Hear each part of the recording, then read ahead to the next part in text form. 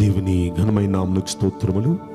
ఈ వాగ్దానం వింటున్న మీకందరికీ మన ప్రభును ప్రియ రక్షకుడైన యేసుక్రీస్తు నామములో శుభములు, మా హృదయపూర్వకమైన వందనములు తెలియచేస్తున్నాం. ఈరోజు దేవుని వాగ్దానం ద్వితీయోపదేశ కాండం 2వ అధ్యాయము 7వ వచనం. నీ దేవుడైన యెహోవా నీకు తోడై ఉన్నాడు, నీకేమీ తక్కువ కాదు. ఈ వాగ్దానం వింటున్న మనందరి వెనుకడిలో మంచి దేవుడు నెరవేర్చునుగాక. ఆమేన్. ఈ వాగ్దానాన్ని మనం పరిశీలిస్తే దేవుడైన యెహోవా తన ప్రజలైన ఇశ్రాయేలీయులకు ఇస్తున్న వాగ్దానం. ఆ దేవుడు అంటున్నాడు, నేను మీకు తోడై ఉన్నాను, మీకేది తక్కువ కాదు. నిజంగా దేవుడు తోడుండే దేవుడు. అంతకుముందు మొదటి అధ్యాయంలో 30వ వచనం కానుండి మనం చూస్తే మనకు తోడుగా ఉన్న దేవుడు ఎక్కడుంటాడు? అక్కడ అంటున్నాడు, మీకు ముందర నడుచుచున్న మీ దేవుడైన యెహోవా అన్నాడు. మన దేవుడు మనకు తోడుగా ఉండేవాడు, మన ముందర నడిచేవాడు. అంటే ఏ శత్రువు వచ్చినా శత్రువుకి కనపడేది దేవుడే, శత్రువును ఎదుర్కొనేది దేవుడే. మన శత్రువైన అపవాది మన మీదికి వచ్చి మనల్ని ఇబ్బంది పెట్టి మన కుటుంబాన్ని నాశనం చేద్దాం అనుకున్న మన దేవుడైన యెహోవా మనకు తోడుగా ఉండే దేవుడు, మన ముందర నడిచే దేవుడు, శత్రువుని ఎదుర్కొని వాడి శక్తులన్నిటినీ పారద్రోలే దేవుడు. అది అంటున్నాడు, మీ దేవుడైన యెహోవా మీకు ముందరగా నడిచిన దేవుడు.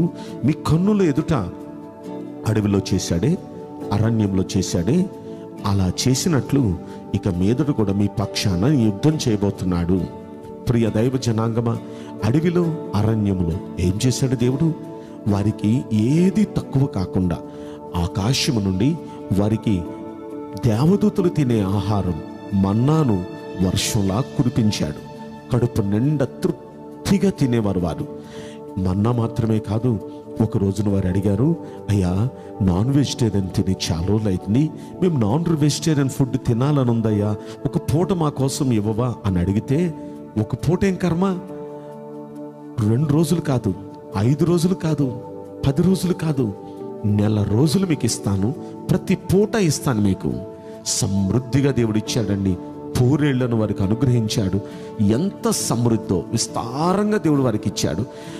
చాలు బాబు, ఇక మా వల్ల కాదు అన్నంత వరకు వారు కోరింది వారికి తృప్తిగా పెట్టి వారిని తృప్తిపరిచాడు.